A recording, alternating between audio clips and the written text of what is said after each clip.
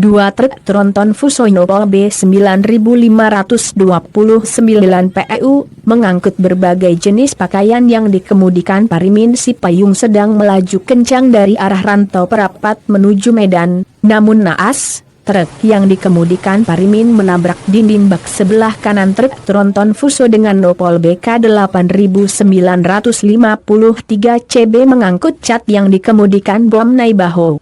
Kedua truk yang datang dari arah berlawanan di Jalan Lintas Sumatera Desa Gunung Melayu Kecamatan Kualu Selatan Kabupaten Labuhan Batu Utara Provinsi Sumatera Utara.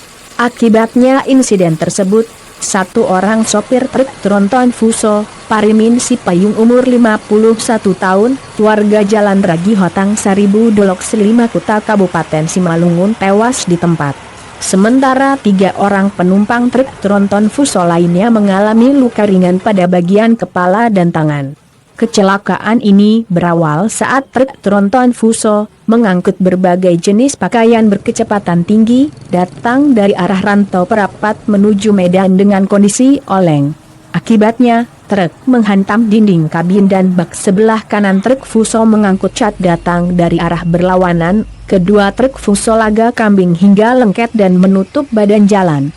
Menurut Ibda Pandapotan Sirait, Kapolres Lantas Kualu Selatan, membenarkan bahwa Sabtu, 2 November 2019, ada 2 truk tronton mengalami kecelakaan di Jalinsum, Desa Gunung Melayu kilometer 234 mengakibatkan seorang sopir tewas di tempat. Sementara 3 orang lainnya masih dalam perawatan medis. Ada peristiwa kecelakaan di Jalinsum ya Pak ya? Ya benar, di Desa Gunung Melayu, kilometer 234-235, Medan Rantau Perapat. Truk apa aja Pak yang Truk box 9529 PEU. Terus ada korban nggak Pak? Korban supir box meninggal dunia di TKP.